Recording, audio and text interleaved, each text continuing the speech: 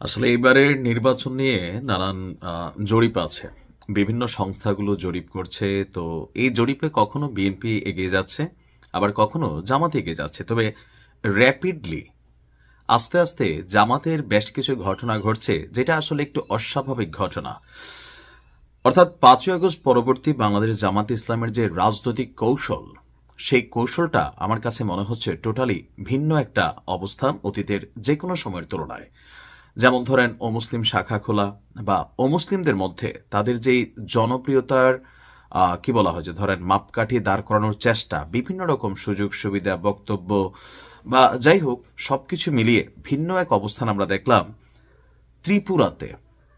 এখন ত্রিপুরাতে যারা বসবাস করে তারা তো বেসিক্যালি আপনার মুসলিম না, কিন্তু ত্রিপুরাতে এক বিরল দৃশ্য।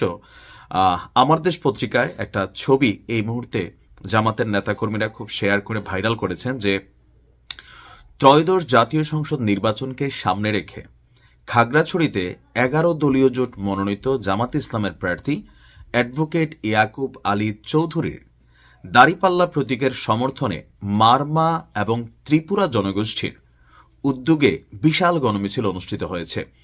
এখন ত্রিপুরা এবং মারমা যারা, তারা কিন্তু ধর্মীয় ভিত্তিতে তারা মুসলিম না, যদিও এখানে বিএনপিরও একটা শক্ত ঘাঁটি আছে, কিন্তু মানে এরকম প্রচার প্রচারণা বা গণমাধ্যমে ফোকাস হওয়ার মতন জামাত ইসলামের ছবিটা এই মুহূর্তে ভাইরাল।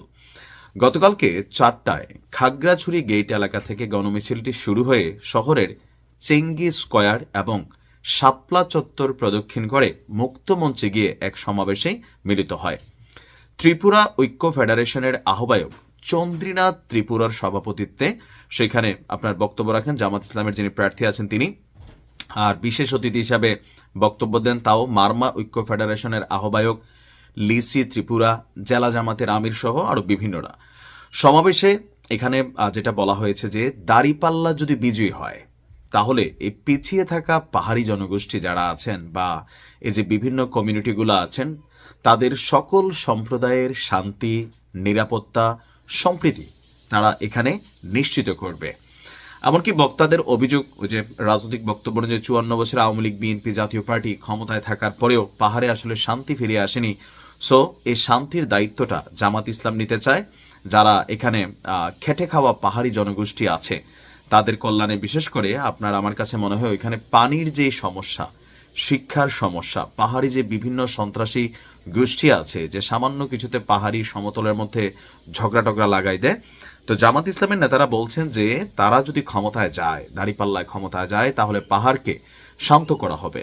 এমনকি তারা সেখানে তাদের নিজস্ব যে এফোর্ট আছে সর্বোচ্চটা তারা সেখানে দিবেন পাহাড়কে শান্ত করতে। এখন বাংলাদেশের মানুষের মধ্যে একটা পারসেপশন কাজ করে যাচ্ছে এবারের নির্বাচন, এটা খুবই কমন যে ধরেন পিছিয়ে পড়া যে জনগোষ্ঠীগুলো আছে তাদের মধ্যে একটা রিয়েকশন তৈরি হচ্ছে কোনটা, যে ঠিকই তো এত বছর আওয়ামী লীগ গেল, বিএনপি গেল, জাতীয় পার্টি গেল, আমাদের তো ভাগ্যের পরিবর্তন হলো না, এইবার তো চেষ্টা করে দেখি। আপনি দেখবেন যে জামাতের নির্বাচনী প্রচারণার একটা বড় লাইন থাকে এরকম, সব দেখেছি বারবার জামাত ইসলাম এইবার। তো মানুষের মধ্যে হচ্ছে কি যে জামাত যেহেতু এককভাবে কখনো ক্ষমতায় আসে নাই, তো সেই জায়গা থেকে একটা পারসেপশন কিন্তু ভোটের মাঠে কাজ করে যাচ্ছে।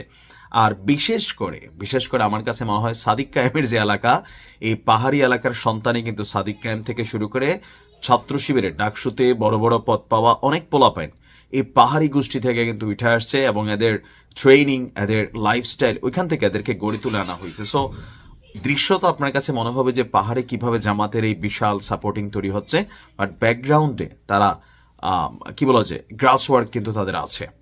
এখন দেখা যাক কি হয়।